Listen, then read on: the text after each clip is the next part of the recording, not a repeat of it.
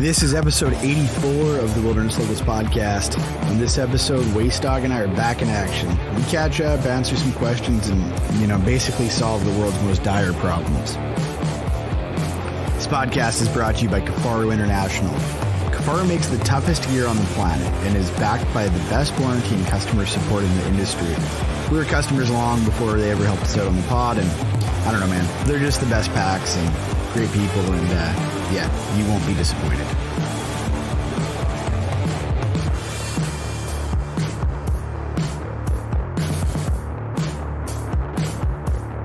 And as always, this podcast is brought to you by Just Shooting Arrows, BC's premier archery shop. Backstrap boys, episode 1. In the house. How you doing? Just got up. Felt like I slept in a fucking ditch. Why? I don't know. I guess that's what happens when you get older. You just fucking hurt all over. Yeah, I wake up sometimes and just hurting. So I feel you. Like I went to bed good. And I woke up, I'm like, did I get in a fucking bar fight last night? I was talking to my buddy about that actually last night while I was feeding the baby at like 2 o'clock in the morning. I was like, man, I remember like when I was young and stupid, like just getting into fights with people and stuff and then just being fine. Like right now, I like trip going up the stairs. I'm like, I'm going to feel that later. Oh, yeah. The struggle is real. No, it's good though. It's good. We haven't recorded in quite some time. Yeah. So what's been going on? What's the latest with you? Just doing COVID and working, man. I'm all about that COVID. How you feeling? I'm all right. Last few days is a little bit sick, but I'm on the mend. Yeah. So you thought you had COVID when I had COVID, and it turned out to maybe not be. No, I don't think so. But this time it is for sure. So. Okay. Oh man. Yeah. For me, I was fine. For like a week, I was just like a cold. And it hit me like a freight train for a few days. But I have some underlying like lung issues and stuff like that. So yeah, I kind of expected it to. Oh yeah, I'm actually have had worse hangovers probably than this fucking thing. But yeah, it's just annoying how it hangs around hangs around after you get over it. It seems like your body just hurts for a while. Yeah, it's crazy. Yeah. So, what else have you been up to? Well, now that I'm over this thing, man, I've just been back to working out, back to training, back to I'm not back running yet, but I will be here soon, and doing lots of cardio and stuff like that, getting ready for crap, shooting my bow every day. Been shooting that 30 Nosler that I built quite a bit. Is that what you're taking? Is that what you're taking? Yeah. Is that 30 Nosler? Yeah, I've been just working up dope for it, and which is all. Whenever I say dope, I always feel like just so cool, I'm just working on my dope, and then when people don't know what dope is, and I'm like, yeah, it's data on previous engagements. I just feel awesome. Yeah, well, I'm not that techy. No, how many grains are you shooting out of that? It's 200 grain bullet right now. I'd like to shoot a 215, but I can't find them. I think it would tune a little better out of that gun. Because I never did find pressure, but I found a really good accuracy and speed node. So I decided to leave it there. Because it's already shooting like 86.5 grains of N570. So it's a lot of jam. That's a goat gun, hey? Oh yeah, no, it's actually pretty deadly. Like So for you already know what it is, but it's a pre 64 that I built, another one, in a carbon stock, and it has a carbon 20-inch international barrel. An international, for guys that don't know, they build like a lot of match rifles, a lot of like PRS and NRS type of rifles. But they do have a hunting line of barrels too, but they're all kind of really high tolerance, really nice hand lapped in barrels. So they shoot if you have a good gunsmith that does their job too. So yeah, no, this thing's got a 20-inch barrel on it, so it's real short and handles fast, but it's been a lot of fun, man. Like I've had some guns that I've struggled with to get them to hit right, but this thing's like the 1-inch group was, half MOA right out of the gate, and then 200 yard group was 3/4 MOA right out of the gate, and kind of mess with seating depth a little bit to get those tuned up, and then I took it right from 200 out to 500, and it's just like hitting where it should. So be good. I'm gonna try to get out here today or tomorrow and stretch it out and just try to find a spot where I can hit something at 100, 200, 300, 400, 500, 600, and 700, and then call that good for data for now, and then just shoot reps with it. Yeah. Shoot some rocks or something, hey? Yeah. That's like you were saying with that thing. You're like, just shoot as many reps as you can. It would suck to get all the way up there again and not be ready, What I do is in the oil field, we have like these things called blinds or spec blinds. And I always seem to grab a few. That's what I build gongs out of. So I just weld up my own, drag them out. Nice. Just a little flat steel. I have I don't know, people probably don't know this, but I have a full metal shop here, and I have a bunch of plate laying around. I think I'll probably just grab some big chunks of plate or channel or something, and just need a little chunk of plate. You can, unless you're in lots of rocks, because rocks works good too, eh? But then you don't got to go get it after. Yeah. I have some pretty big chunks of I-beam. I could just spray paint orange, freaking throw out there. It'd be good. So what else is new? I've been trying to get warranty out of Loa for boots, and it's not going good. Yeah, you're telling me. It's I think Gore-Tex will help you out though. Gore-Tex is pretty good. I've heard some stories about guys with boots that are 4 or 5 years old that have kind of always leaked, and you say, hey, the Gore-Tex failed on this thing, and they seem to help you out. So yeah, I'd rather walk across fucking 40 miles of glass than ever wear a pair of fucking Lowe's ever again, I'll tell you. I'm done with Loa. Yeah, I've never ran them. I know a few guys that have had issues with them though. They're junk. But moving on. What's your favorite boot you've had so far? I love this Series 2 handwag. That handwag, yeah. For side hilling and shit when we were in the mountains there, man, your ankles, it's like a ski boot, right? Your fucking ankles are just locked in. It's nice. You probably wouldn't want to, like, if you were doing lots of like hiking across southern Alberta, I wouldn't wear that boot, but in the mountains, it's freaking, I liked it a lot. Yeah, I'm a big handwag fan. Like I've said on here 100 times, I've ran the Alaskan for 3 or 4 years now, and I did just grab those Amberlin 2092s, and I ran them for a few weeks last season, and then I've been kind of running them since for everything I've been doing, and they're very stiff, but they're actually still very. They have like a good ability to walk on flat ground, and I'm like, I don't know if I could run them elk hunting just because of the tempo,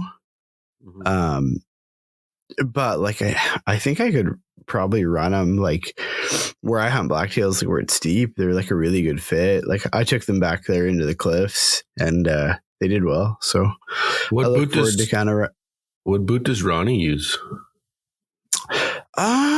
I can't remember. It's either a Mendel. It might even be I know he had a Loa, but I think his Loa started leaking. Of course they did. They're just giant fucking water traps. Fuck. Yeah. Ronnie's really, how do I say it about gear? I find myself giving Ronnie gear at every opportunity that I have to give gear, because it's like the lowest on his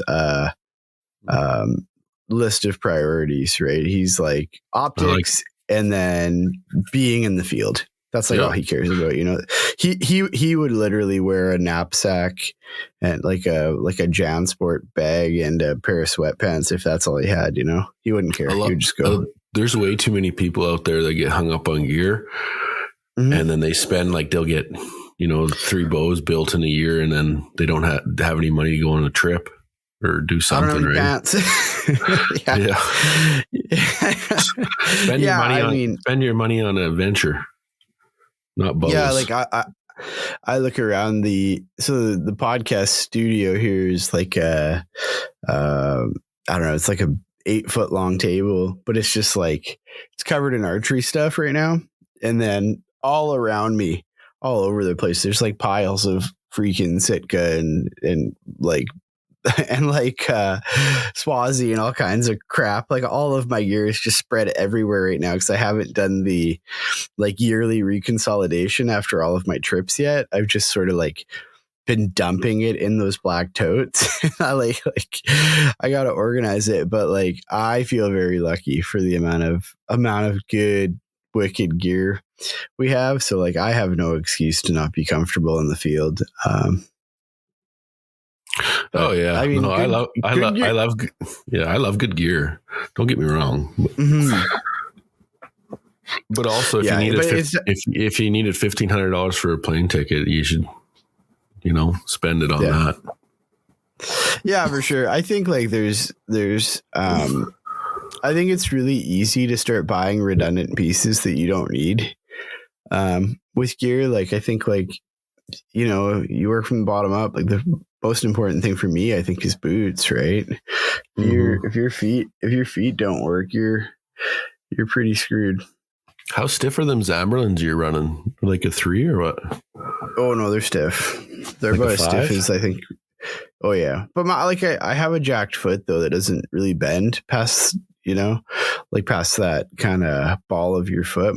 I have one foot that doesn't bend. They actually wanted to fuse it at one point, but I kind of put that off. Anyways, that's another story. I got hit in the foot with a puck. I grew up playing A hockey and all that kind of stuff in lacrosse. Sounds very Canadian of you. Oh yeah, but I took a puck in the foot pretty young, and I guess I broke my foot real bad, and I didn't know. And then people listening don't know this either. I raced bicycles at a really high level for a long time, and I guess I re-broke it a few times doing that and riding dirt bikes and stuff. And so I have one foot, my right foot has really it's in bad shape, but yeah, so I when I go see the podiatrist, which is a lifesaver if you've never seen one, they make custom insoles, right? And so he builds me a custom insole for my right foot that's different than my left, where it doesn't allow the movement, where my foot is really really messed up. So he always kind of has me buying a stiff shoe anyway, even for daily life. So I run a pretty stiff shoes. I run a Solomon, can't remember the name of the shoe, but it's a very stiff shoe in the first place. You can't run Yeezys or what? What do you mean? You can't use Yeezys during the day or what? What's that? What do you mean? Kanye shoe. Oh, Yeezys. No, definitely not. No, I'd end up pretty sore. But yeah. No, I actually have a little bit of a hitch in my giddy up when I'm just walking around in casual stuff, right? So yeah. But no, I always run a really stiff boot. That Handwag Alaskan or Yukon that I run. It's a pretty stiff boot. Like I think it's almost a 4, and it's like almost on the too soft side for me. It's like right on the kind of edge for me for my kind of foot situation. So no, a stiff boot is great for me. That was a long answer. Did you want to answer some of them questions we did or what? Yeah, I actually, I think at like 3 a.m. I pulled them up here. So you didn't sleep last night or what? I don't sleep most nights right now with all this baby, but that's okay. I do the nighttime stuff. So I try to anyways. I shouldn't say that because she'll listen to this and give me hell because she's up with the baby quite a bit too. But does she listen to these or what? It depends. Depends if they suck or if they're good, right? She doesn't listen to the shitty ones. Yeah. Is there shitty ones? I don't know. I don't know, man. It's very, very, very unscripted. Well, that's good. People like that. Okay. So we went to Instagram a few weeks ago now, and we said, hey, fire in some questions. Wacey and I are going to record tomorrow. We did not record that day because I think either I had the Rona or you did, and it just didn't line up and yada, yada. But anyways, here we go. Okay, first one. This one is from AC Customs Off-Road. They actually built some really cool stuff. Cool metal worker. I followed him the other day. Loved the review of Satellite Messengers. Thanks, dude. Do you use bipods and tripods when rifle hunting? Generally, no. I will, for predator hunting, use a set of sticks. Just like them collapsible sticks is what I use for the. But there's a caveat to this. We're working with Mountain Gear USA and Mountain Gear New Zealand, same company. But Matt's a cool cat from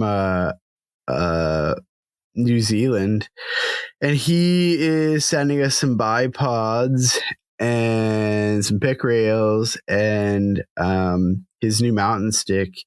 And I don't know if I'm supposed to say it, but I'll say it. So, but his new mountain stick's pretty badass. It has a Picatinny slot into it that's on a ball bearing detent, where you can slide that pick rail into and use it as a kind of ad hoc shooting stick, which would be super stable. And then his bipods look unreal. Yeah, I'm actually excited to work with him on some of that stuff. And Justin and Cole have been using that mountain stick of his for a while, haven't they? Yeah, I think a couple of years now, yeah. I seen Justin in some shorty shorts there holding it. Yeah. That's great. Yeah, but no, they look pretty badass. Yeah, and he's a cool dude too. Like he's we kind of, I don't know, we should maybe touch on this a little bit. We kind of more you than me, but we sort of made a conscious decision to kind of not really work with any companies from a sponsor perspective for a while. And just kind of we're gonna keep dealing with Kafaru because they're like family, and then we'll keep helping out Lucy in there with just shooting arrows on the front because he's my boy here and helps me out with lots of archery stuff, and he's a great guy. I want to help Lucy, and he's a great resource to bow hunters in BC because he's a guy that can actually make sure you're lethal, right? But outside of that, I think we're going to try to keep it sort of to a dull roar and really only deal with people that we really believe in their product, right?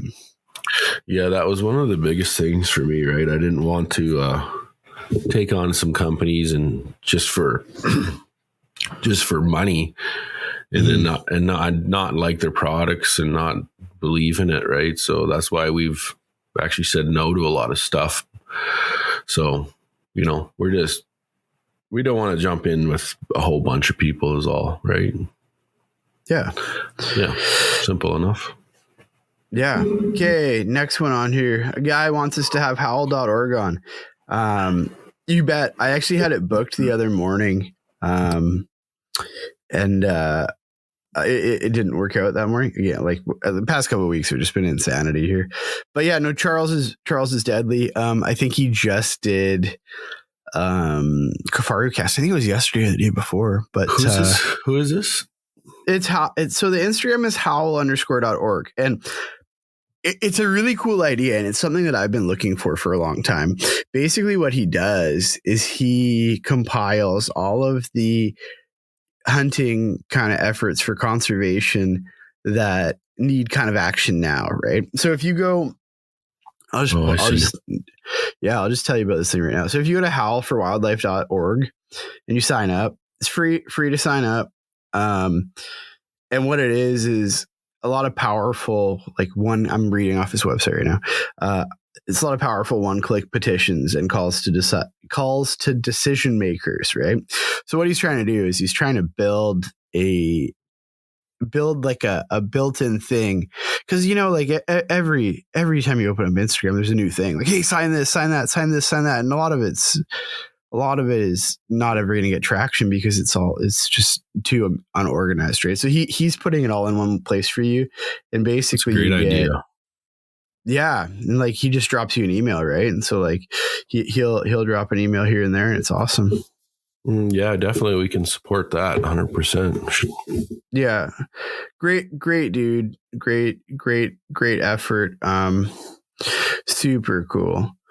One thing I think would be good too, I don't know, but people are always like, oh, where do I donate money? Where do I donate money? Because this guy says here and this guy says here. It would be nice to have a list of, because all these organizations are nonprofit. So if you had a list of these organizations and what they've done in the last 5 years and the money they spent on wildlife, you could see, right up front and be like, yeah, here's a list. This is the most active group, like Rocky Mountain Elk Foundation is super active in the United States. And then up here, you gotta pick and choose then. Yeah, you could, where your money goes, because people want to donate, but sometimes they feel like their money's not getting put to work. So absolutely. Okay, next one on here.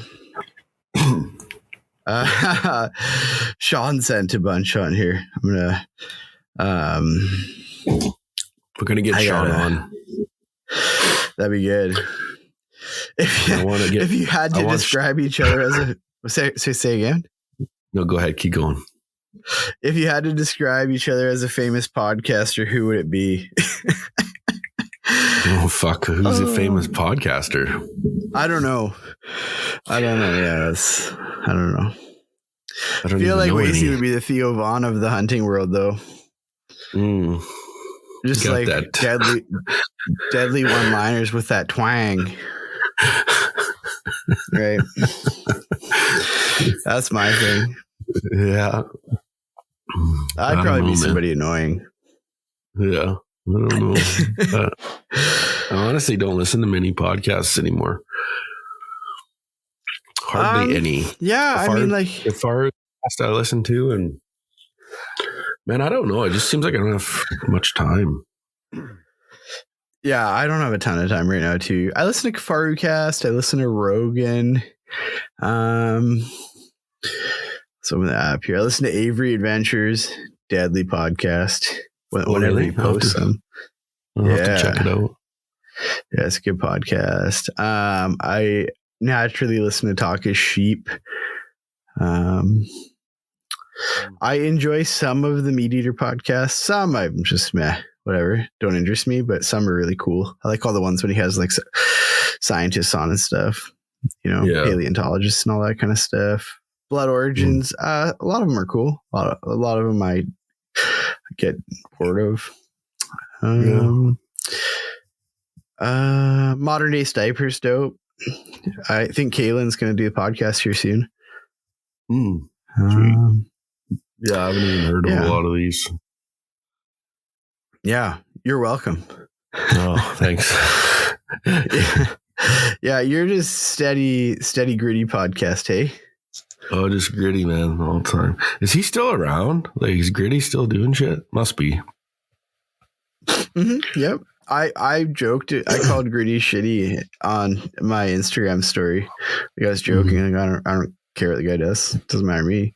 And I got no shit, probably 15 angry messages. So, oh. People generally love Gritty, eh? I was just joking. Yeah. People think I hate Cam Haines too, which I don't. Like on that podcast, the last podcast I posted with Nestor and Justin, like I just like taking the piss out of people, and Cam reacts, so it's fun. Taking the piss out of them.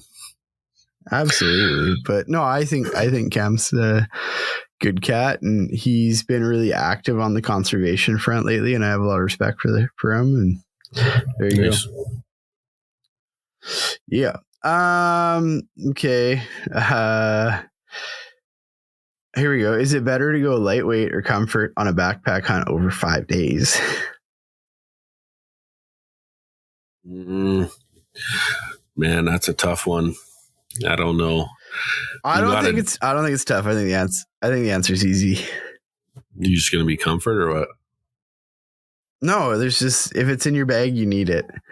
I think your level of comfort is dependent on the how refined your system is, right? Like, I think my system, if I wanted to make it light, I would maybe shed like 2 or 3 pounds. That's it. Mm-hmm. Yeah, I don't have any weight to lose. Yeah, it just depends. Like, what are you bringing? Like, what's your list of stuff? Like, are you bringing like a 4-man tent and a fucking cot, or are you bringing like if you got the right gear, your shit shouldn't be overly that heavy anyway. Well, that's just what I mean. If we're talking like, I don't know, September hunting, right? Like maybe backcountry hunting elk or deer. Like if you're running like one of them modern pads, modern bag, modern tent, like a hub or something, or even a Hilleberg. Hilleberg's a little heavier, but like a layering system like Barklow outlines, 8-piece layering system, and like add or remove pieces as necessary. Like that gets you like, I don't know, that's almost gets you as many days as you want. Then you just add, remove food, fuel, and water treatment stuff, right? That's kind of it. I think too, for newer guys that are doing it, I think you just got to, you got to go through you got to figure your system out. You got to lay it all out, lay your bag down. Like, this is what I want to take. This is what I need. This is what a day worth of food looks like for me, and see where you're at. Well, go from there. I mean, to the point where with this thing I have coming up, like I was actually talking to Jeff about it yesterday about, hey, what specialty gear am I forgetting? That's how I worded it. And he's like, what are you talking about? I'm like, well, what am I forgetting? And he's like, I don't know. How would I know what you're forgetting, Ty? I'm like, well, my normal stuff doesn't change. Like all of my normal stuff is the same regardless of hunt. Like the only difference is I'm going to remove some active insulation on that hunt. And I'm going to add some, I'm actually going to run the Sitka Blizzard, but I'm probably going to be packing it most of the time because when you're moving, I'm not going to run it, right? Yeah, you just want to make sure you don't freeze to death, right? Other than that, I mean, it's pretty warm up there, isn't it? I don't know what top of the mountain's like, but it's it depends. Like February, it can hit so it's been 2 or 3 degrees, and it's just starting to head south now. So it's they had a really cold snap in January, and we thought it might mitigate the cold snap in February, but it hit negative 40 in January this year there. Oh, really? Yeah, which is no fun for no one. And then it got up to 2 or 3 degrees, and it's been that way, and it's starting to head south again. So I would really be happy if it was around negative 10. That'd be ideal. Yeah. Are you bringing crampons? Oh yeah. Yeah. Gang. I grabbed another set yesterday for another guy coming with us. So good stuff. So to answer the question though, comfort or lightweight? I think it's kind of sort of a catch-22. Like if you're comfortable, you'll last longer. If you're too lightweight, you'll hate life. Mm-hmm. Yeah. So it just depends. Like, you just got to figure out what you need to survive. Like, you don't need to have fancy shit. Like you don't need to bring a chair and whatever. Just sit on the ground. Yeah. Well, I mean, I pack a chair sometimes. You laugh at it. Like, that's what I mean, though. It depends. Like, if you're packing in freaking a long ways, don't bring your camp chair. Bring a pad. whatever pad and sit on that instead. Just shit like that. You don't need to have a bunch of weight. Yeah. I don't know. I'm personally looking at shaving some weight off my setup here this year too. So. Mm-hmm. Yeah, I mean, on our goat hunt too, I think I was significantly lighter than you, right? Yeah, I don't know. But I mean, not really. I was gonna say I run a lot smaller gear, but I wear an XL top still, so it's not that much smaller. Okay, so we were actually gonna do a whole episode. We have this new idea we're working on. We were gonna use this as one of the things for it, but you'll know who this is from. Is it true that you don't need hounds to tree a cat? Can a man bark a cat up a tree? It can be done. So maybe we'll leave it there as foreshadowing. Yeah. Yeah. In full disclosure, I did have a stick and treed that lion too. You were armed. Okay, Clune's Adventures, and Clune's Adventures is like this guy responds to everything that we ever post. He's a very faithful listener, so you gotta hear his question out. Okay, Wacey. Where are the pods about road hunting? Need more tips and tricks for roadside trophies. It depends, I guess, what you're hunting. If you're like in southern Alberta, like, we're not gonna lie to you and say that you're not fucking road hunting. You're in the truck cruising around, got your fucking spotter strapped to the window, and you're looking for muleys. Like, it's super fun. It's not a grueling hunt whatsoever. It's actually fun. And so yeah, for tips for stuff like that, get yourself a good window mount for your spotter, and yeah, man, get yourself an easy ride suspension system. Like, what do you got in your truck? Yeah. Oh, my truck's deadly. I has like a little trophy truck. So let's not talk about it. I don't want people to recognize it at trailheads and stuff. I drive a Ram 3500. You need a fucking neck brace to run that son of a bitch. Dude, when we were in Alberta, we were hitting this one cattle guard that had like a pretty deadly lip on it. And I just hammered it, and you're like, gate, cattle gate, you're tied gate. And like, wow, this thing, you're like, we were off the ground there for sure. Hey, I'm like, oh yeah. I can't believe how that truck of yours just soaks that shit up too. I laughing the whole time. I love it. It was fun. You're like, we got to look at those antelope. I'm like, we can get up to them. You're like, we can't catch them. We're doing like 100 miles an hour down this dirt road. Yeah. So we're like, we're going to go over here and look and see if there's muleys over here. And Ty's just ripping down this dirt road. Like, it's not really a road, it's a trail. And he's just hauling fucking ass. And we look out the window and there's antelope running beside us. I'm like, we're fucking going pretty fast. Yeah. That little truck's badass. Yeah, they're fun. They're fun. That truck's been everywhere, man. That truck got pretty high in goat country too, eh? Yeah, crazy. Like fucking base of tree line. Like, just when I killed my elk this year, there is a little forestry access road there, which was way far from where I hiked in. Like I don't know. Probably over 15 kilometers. I used to remember the exact distance. I don't anymore. But I looped back in my truck to get closer to it, to take the road below. And I think we were laughing about this on the podcast. I got my truck like a few hundred yards from where I killed my elk last year. It's deadly. Yeah. Well, it's a handy little truck. Like where we took your truck to unload for goats, there's no way I could have got my 1 ton up there. No fucking way. No. She'd have spun out on the first fucking incline. Big heavy piece of shit. No, it's killer. It's a good vehicle. It stays on top of snow too, which is nice. Okay, so here's Troy Wood. Troy hits us all the time. He probably hits you all the time too, hey? Not really. Oh, okay. This one's funny. Is it better to use shampoo all over or wash your hair with body wash? I can't bring both. Man, just use your body wash. Wash your whole body. I don't usually shower when we're hunting. I don't have hair, bro. Yeah. I've never bathed in the backcountry. I just stink. Well, like usually where we are, everything's frozen. So I don't really want to get in the stream, the frozen stream. But yeah, I don't know, man. Just bring a little bottle of whatever body wash. Wash your whole body and your head. There you go. Yeah, I'm stinky. Can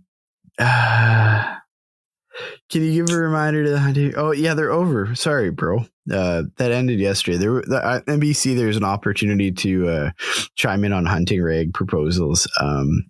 And it ended yesterday or the day before. So sorry, too slow. The hunter hosting process for BC and Alberta. I actually just got off the phone with a buddy the other day talking about this. So for hosting an Albertan and BC, they have to be a Canadian citizen. So they got to be a non-resident of BC, but a Canadian citizen. And then depending on the unit, certain species are eligible and certain species are not. There is a table if you search the BC Gov website of whatever, and you can find it. And like obviously, you cannot host a Canadian citizen for sheep anywhere in BC, and they do have certain areas closed for non-residences well. But other than that, they need to prove that they have a hunting license. Once they do that, they need to get the BC, FWID, Fish and Wildlife ID. Once they have that, you can apply with their number, their name, their address, how you know them, their age, yada, yada, yada. You agree to a thing saying they don't have any yada, yada, yada. Like they don't have any infractions in their place, because BC will check. And then you basically pick your unit, what you want to hunt, yada, yada, yada. It's like a drop-down form. Send that in, pay your whatever, pay your money, and then they get back to you. Yeah. So it's like it's a serious thing too, because they phone me, right? And like, how do you know Tyler and this and that? And like, they ask you questions. It's not like Alberta where you it's a fucking free-for-all all the time. Yeah. I like that about BC, right? Like they're on top of it, in my opinion. Yeah, and so I before I started this process, I reached out to them and I had a conversation with the particular clerk that was dealing with our hunt last year. And he explained like the more you hunt with that person without any infractions, the easier they'll approve stuff, because you can get denied, right? Like they can go, no, we're not comfortable with that, whatever. So like Wacey has, we've had permits approved for 2 years in a row now. Yep. And so that like you're kind of building a level of trust with them, right? So that's good. And then, if you pick something that they don't allow, that is not open for non-residents right now, they will call you and say, hey, can't do that. Do you want to do something else or whatever? And they're real good. Once you get on the phone with the clerks there, it's really easy. And like we made amendments and stuff to ours last year. You just have to pay the fee again. Yeah. So cool. In Alberta, you just show the fuck up. Show up, buy a fucking wind card, and I buy a hunter host license, and we go killing shit. I don't like the system, to be honest with you. It is easy and it is whatever, but I feel like they need to lock that shit down a little bit better. Personally, I don't like it. I like BC's model where they actually give a shit and who the fuck's coming, like who's coming in here. We got a bunch of dickheads coming in, and got shot Billy and all these fucking guys. Like I'd rather just, I'd rather go through the process of what BC does in Alberta. Just like you can go to a gas station, buy Tyler's fucking wind card, and I just get a hunter host license. He buys his tags. Away we go in an afternoon, like in 20 minutes. Yeah. I think for BC, for non-resident though, you do have to show some proof to get your wind card. Yeah, but fuck, like in BC, at least they like do it a process. They're like, okay, who is this guy? How do you know him? How long you guys been hunting together? Do you have any previous infractions? Not in Alberta. Yeah. In BC too, they really make sure that there's no monetary exchange taking place. They like that's a big part of it, right? See, there's supposed to be that too in Alberta, right? You can't benefit any way, shape, or form off of a hunter host, right? And it has to be a buddy is what it's designed for. And there is monetary gain. I know guys that fucking do it, and it's fucking bullshit. There you go. There's that. How does a guy get into archery just for target practice? Used, fit, money. You want to let it rip on that, Wace? How do you get into archery for target practice? Yeah. Like compound, or I guess. Well, I don't know. I would just. You're gonna need to either find a guy or a pro shop. And it depends on your budget, but you just need to find somebody that's in that field. That's easy to do. You can reach out to anybody online, or you just walk into a pro shop and say, I want to get into archery, and anyone will help you. They basically just got to get you set up with the appropriate bow, and you'll be off to the races. Compounds are relatively easy. I think in an afternoon, you could have somebody at 20 yards shooting pretty decent. I agree. So I don't think the barrier to entry is very high for that anymore. I think it depends on your budget. If you got $300 for a bow and you walk into a pro shop, they'll probably tell you, well, you can look online on a used form or something, probably find an older bow, or if you got a little bit of money. But what's like a PSE stinger these days? Do they make stingers anymore? Yeah, I think ready to shoot stingers probably, I don't know, between $6,000 and $1,000, right? Yeah, so like they make package bows now. Well, they always have, but like package bows comes with quiver, usually arrows and whatever. Yeah, I think it's relatively easy to get into it. Yeah, just don't be scared. Just hit your pro shop. That's the best way to go. A good pro shop will generally give you like an hour-long lesson to get you going. Give you some directions so you're not freaking shooting holes in your neighbor's house. See, I want to get Sean on and go through all this stuff, because this is a lot of questions that we get, and Sean has a lot of archery info trapped in his brain. I'd like to dig it out. We'd harness that. Yeah. Good. There you go. But I would say start light too. That's the other thing we should point out. Start light. Don't spend a oodle on arrows. A realistic budget to have a bow that you could eventually hunt with is probably, $1,000 to $1,500. Do you remember the frickin' do they still make the PSE X-Force series of bows? I don't think so. Man, they used to make it. I'm not up to speed on PSE anymore though. They used to make them PSE X. I had one. It was an X-Force. I can't remember the name of it, but they also made like a PSE made one, and it was like 80 pounds. Man, that was a harsh drawing son of a bitch. I remember drawing that. I don't think there's a need for that. 31 and a half inch draw, 80 pounds. I don't know. The new bows are so efficient. Like a 70-pound bow sends an arrow so fast, it's insane. Yeah, it's crazy. Yeah, it's awesome. Yeah, people. Old Bruce here. Oh, go ahead. Go ahead. Keep going. All right, Bruce. What's the weight limit on pack out and weight on pack in? This is what I'm struggling with right now. Yeah, Bruce. I got to mute. I'm going to cough here. That's okay. Yeah, no, this is our buddy Bruce. He's a good cat. He actually might come on my goat thing too, which is pretty cool. Yeah. So Bruce, I think, has it figured out. Does he not?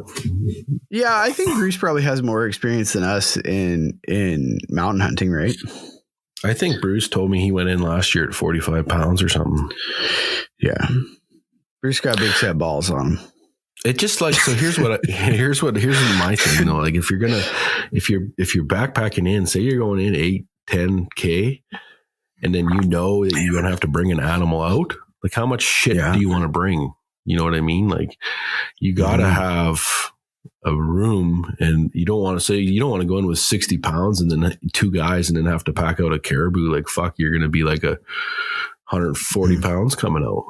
And you're going to hate life. You're going to hate life. I think it directly relates to how far back you're shooting and how much crap you can dump, right? That's right. So that's what I mean. Like there's got to be a line for it somewhere, you know? Yeah. Yeah, for sure.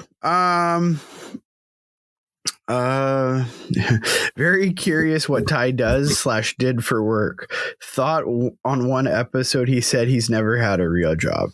So you have talked about this quite a bit, haven't you? I don't know. Yeah, so that's half true. I've had 2 real jobs. When I was 15, I worked at McDonald's. I eventually got fired. Okay, so hold on. So what is the secret sauce then? Is it not just in the Big Mac? It's just Thousand Island, I think. I don't know. They don't tell you the secret sauce if you work there. Man, you're also 15. When you're 15 and you work at McDonald's, you're surrounded by a bunch of hot ass chicks. You know, I'm not thinking that's not the secret sauce I was thinking about. You know what I'm saying? Yeah, I like Big Macs though. So yeah, I like big booties. Okay, so yeah, I worked at McDonald's when I was like 15. Eventually got fired, probably for chasing girls instead of working. And then after that, I had a job at a transmission shop while I was still in high school. That was sweet. It's my dad's buddy's transmission shop. And then those are the 2 jobs I've had. And out of high school, I started.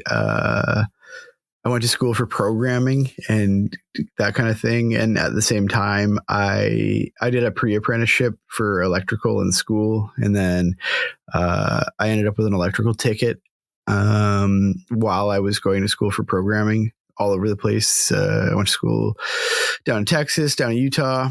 And in BC too, I did some schooling. And then I did that up until, probably 2012. And then I had a manufacturing business that I ran from 2012 to 2018. And I sold it in 2018. I've had like jobs, but can you talk about your business or no? Or did you? Not really. I have there's an NDA. About selling it and all that kind of stuff. But yeah, no, it was a like metalworking, precision fabrication type of business. We did lots of really high end stuff for a lot of really famous people and a lot of cool performance stuff and stuff like that, right? So yeah, I did that till 2018, and now I'm back kind of. I do some consulting for e-commerce stuff because the old business was all based online. And I help a lot of guys there. And then I do some programming / contracting stuff with my old man. That's what you're currently doing. That's what you're saying now. Yeah, that's what I do now. Pretty casually, mostly just take care of all these kids. And then, that's really it right now. And we're working on some real estate stuff, but that's what I do. Yeah. So no, never really had a real job outside of, being a teenager. So there you go. Mm-hmm. Here's Ronnie. Okay.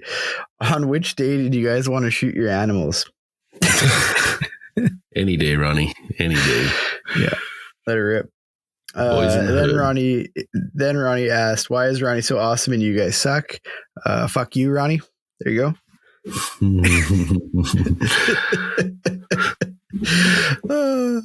Do you think Ronnie wants to come to Southern Alberta this year with you or what? Oh yeah, he'll come. I've been trying to convince him anyway, so we'll get him dialed. Just get him shooting his bow all summer. Get him set up. Mm-hmm. Too early to start talking about spring bear. Somebody never too early to talk. No, never too early. Talk about bear. Let's let's pause that question there and let's do an episode on spring bear hunting tactics from old Wacedog. He's killed more bears than bears. So yeah. Yeah, we can do that. I don't know. I'm actually going to run a bait this year, so I'm excited. But that means I'm probably driving out there then, Yeah, I don't care. There's lots of bears. But there's a kind of so for me, because I'm doing a new bait site. Yeah. So I got to slash a trail in. It's really remote. Sweet. So there's kind of a problem. Like, you want to have your bait in reasonable time to attract bears that are coming out of the den, but you also can't get in there because the snowpack in the bush is the last thing to leave. So you end up you end up with freaking 3 feet of snow still, and you're trying to chainsaw your way in, and it's an absolute nightmare. I've done it lots, but so that's what I'm debating right now. Do I take my snow machine and start slashing trail, or do I wait until the snow's gone? By then, it's almost too late to run a bait, in my opinion. Whatever nets me the biggest bear, Wacey. That's all I care about. Me too. Okay, here's one that we can half answer. Podcast topic: tips for first-time sheep hunters. Neither of us are sheep hunters. Yeah, I'm not going to claim to be a sheep guy at all. Yeah, we're flying in next year, and this year rather. Sorry, we're taking in the best sheep hunter I know by a factor of many. So I watched this YouTube video, and I've seen it before, and I think it's the greatest YouTube hunting film ever made, and it's based out of British Columbia on a stone sheep hunt. And it's called Who done it? It's called On the Trail of Chadwick, I think. On the Chadwick. Oh yeah, cool. So deadly. When you listen and when you watch that video, it's about a guy, and his dad is 71 years old. His dad's an old sheep hunter. And it's a fucking great watch. I've watched it a handful of times over the years. But anyway, his dad killed a pile of rams, and they're sitting on top of the mountain, and he looks at his dad and he says, "What's the best piece of advice you could give a sheep hunter?" And he said, "Go with somebody that knows what they're doing." That was it. So that's the kind of a way to answer that question. If you're going to do something, you got to team up with the right guy. And it is hard to find the right guy. I think it's harder to find the right hunting partner than a wife, to be honest. So if you want to get into sheep hunting, man, you got to fucking really search high and low, find somebody that knows what they're doing. Yeah. Yeah, absolutely. I think the thing for me, I've been in quite a bit of sheep country, specifically bighorn country, and I've seen quite a few sheep, specifically bighorn sheep. And like I was talking to some of my buddies about this yesterday. Like I'm like solo.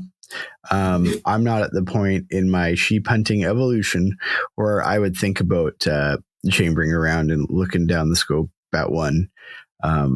Just with my current ability to age a ram, I'm just not comfortable yet. I'm not there, I don't want to shoot a ram that's under by accident, but I also, I try to make sure all kind of, with the exception of blacktails, I mean, I kind of try to make sure that the animals that I'm taking are really good representations of the species. And like, so for my first rams, like my first bighorn and my first stone, I'll definitely be trying to shoot a mature ram.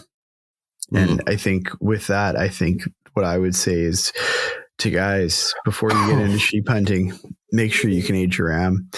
And make sure that if you don't have mentorship, find some, like Wacedog just said. Yeah, that'd be the biggest thing, man. You don't want to get up there and put your ass in a jackpot, Yeah, I mean, it's just endless with all these guys on social media that are up there. Oh, I'm going on a solo backcountry sheep hunt by myself. I've never killed a sheep.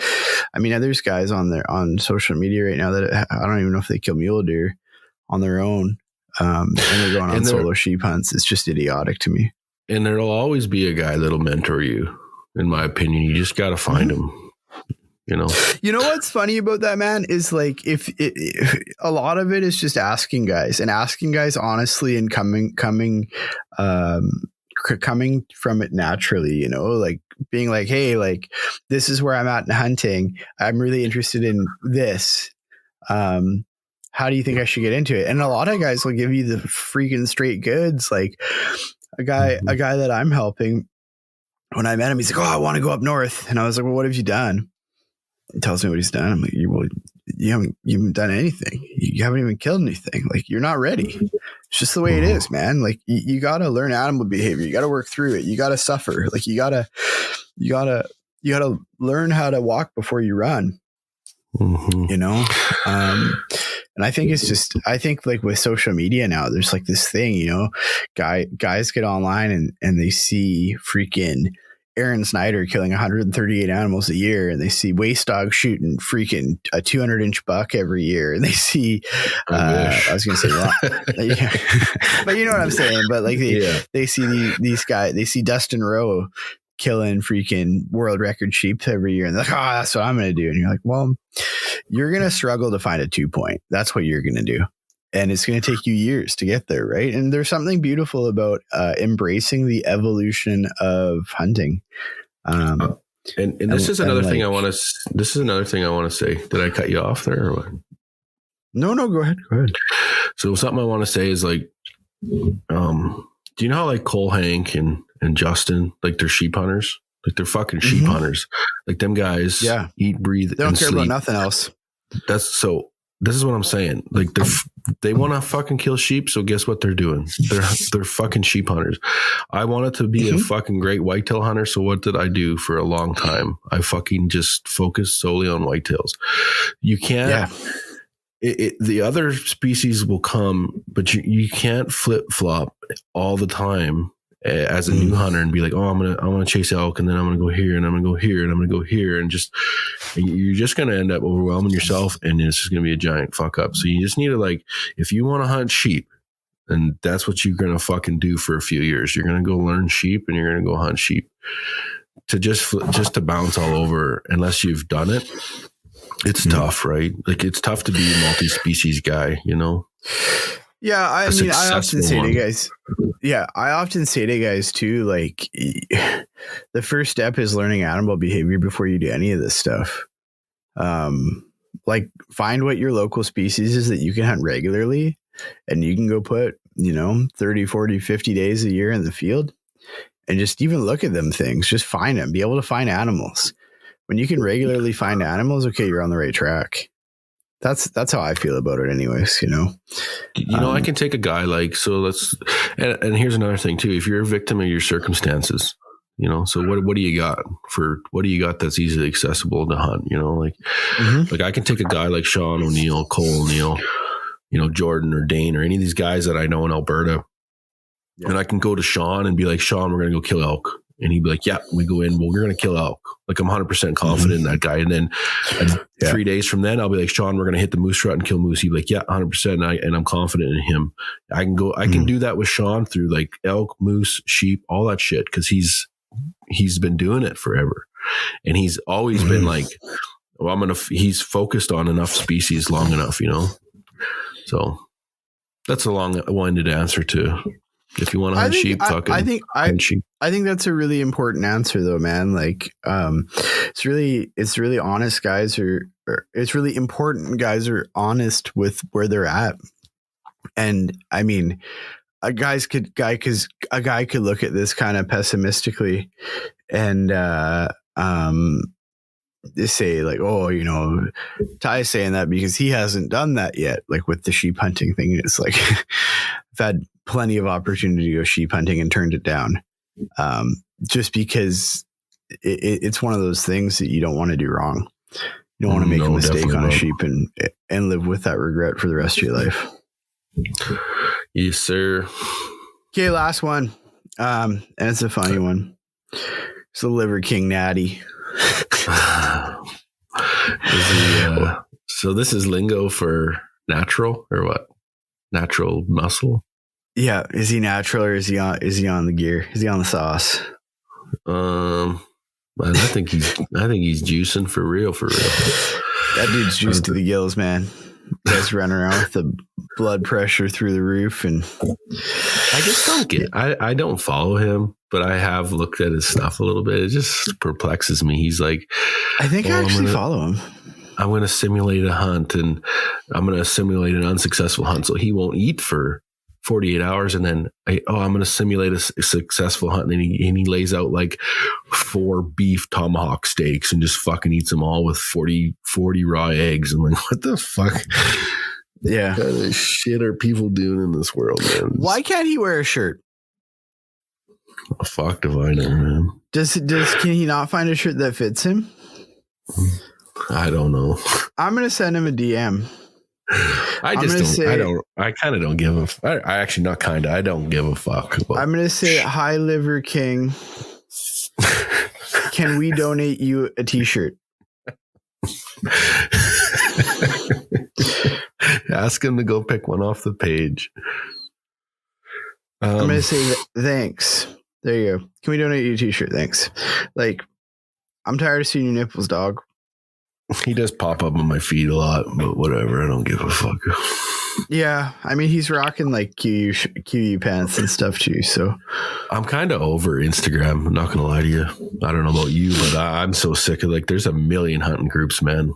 Everybody's got a fucking hunting page. Everybody. It's crazy.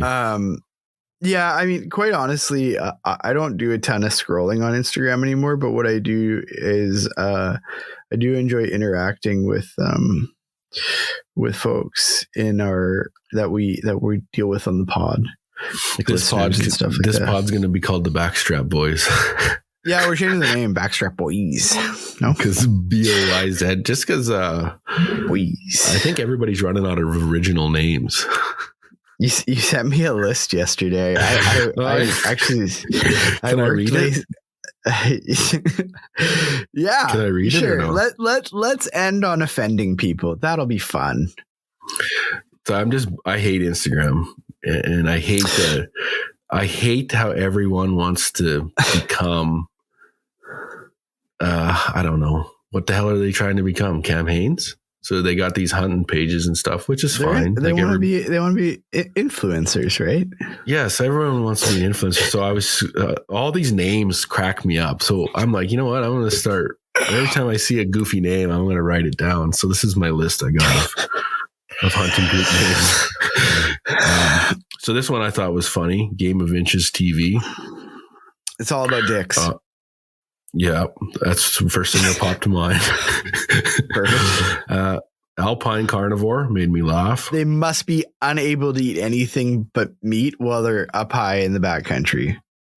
100%. I think actually those dudes are pretty good. Hang on, I think those Alpine Carnivore dudes are pretty good dudes. I'm just saying. Oh, there's no doubt that all of these people on this list are good people. I just the names these cracked me up. So there's Mountain Freak. I thought was funny. I imagine that's just a dude in the mountains with no pants on, just being a weirdo. You motherfucker. Okay, High Country Carnivore. So is he in the Alpine or is he on drugs eating humans? You know what I'm saying? Like, is he smoking meth and eating his friends, or is he in the Alpine just only eating like marmots and shit? I don't fucking know. This shit's making me cry. I got this. This one cracks me up. It's called Swampzilla. I imagine he has a skin condition, right? Somebody get this dude some lotion. Okay, I gotta stop laughing. Fuck. Okay, this one made me laugh too. It's called Hellcat Outdoors. Drives a Dodge Charger to hunt. Okay, I'm gonna stop laughing now. Okay, so Epic Archery Unleashed. They 100% let go of their release and shoot it through their riser when they send an arrow. Every time. So Backstrap Boys. Yeah, that's us now, man. I imagine they waste a lot of animals, though. They just, if they're only taking backstraps. Cut. And the fucking backstrap's not even the best part, man. The tenderloin is. Fuck. Yeah. Let's be the Tendy twins, dog. That's us. And so the last one I picked this one up off TikTok last night. Bad Boy Outdoors. One. What is it? Bad Boy Outdoors. It's Will Smith. Yeah. Will Smith and that other little fella there. Martin Lawrence, man. Yeah, there you go. Bad Boys for Life. That could be us. That actually is us. That's my list so far. You would be Will Smith for sure. That's my list so far. And I like it. I'm not hating on these people. I just, the name cracks me up. I'm sorry. I made fun of each and every one of them. It's great stuff, to be honest. This is great podcasting material. Yeah, like we like to provide you guys with a really rich experience here at the Backstrap Boys. So the Backstrap Boys. Is there any other questions you want to go over or anything? I think that's probably good. We just hit an hour. I mean, we get like when we do these, also just to update here, it's been 4 minutes. Liver King hasn't responded. No, when we do these, we get like literally 100 messages and half of them are jokes from people because they know we like to mess around, which is good. But yeah, no, that's good, man. I think that's cool. I think we answered some stuff that was important. Hammered out an hour. We're back. Yeah, sweet.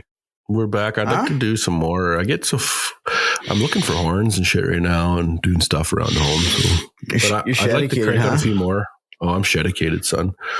I haven't found many. I thought I was doing good. I had 6. I got 3 moose paddles, 3 whitetail sheds, and I was talking to a buddy. He phoned me yesterday. I'm like, how many you got? He's like, 35. I'm like, oh, fuck. I'm not even in the same league as some of these guys. I'm not in the game, dog. I'm not really in the game either, but I do enjoy finding big whitetail sheds. I'm not going to lie to you. The mule deer sheds I like to throw back in the bush because they're fucking garbage. That's rude. Super and rude. I don't like muleys, but super rude. Nice. Cool. Well, we got more stuff coming up here. I have like literally probably 30 podcasts booked for the next couple months. We should crank out some shit. Yeah, we will. We're back now. There's the COVID has passed and you sound okay. Well, yeah, I had to mute this like 10 times because I'm coughing and it sounds like I'm breathing like I ate cake for breakfast, but maybe you're Swampzilla. I'm fucking Swampzilla. If some of them people hear this and they want help with their name, hit me up. We'll work on something. You got good names or what? Fuck, well, figure something out. Fucking got anything got to be better than Backstrap Boys. Fuck. I feel like if I was like, hey, Wacey, I'm going to start a podcast. I'm going to call it Swampzilla. You'd be like, maybe just go by Doug or something, like Doug's podcast, you know? And like Wacedog. Yeah, that's what people fucking call me that. Like you that's came what by it honestly, though. People have been calling me that for 20 years. Like I don't even know who the hell started calling me that. Like that's like people. My buddies, I heard it's on your birth certificate. My buddies don't call me Wacey. I call you all kinds of shit. Yeah. So it's like my name, you know, like it's just a nickname, but I don't know. There you go. Okay, let's pull the ripcord here. Are you sure? Day. What'd you say? Are you sure? Time to end or what? Yeah, let's pull it. The kids are going to start screaming in a minute here, and then that'll be real good for a podcast.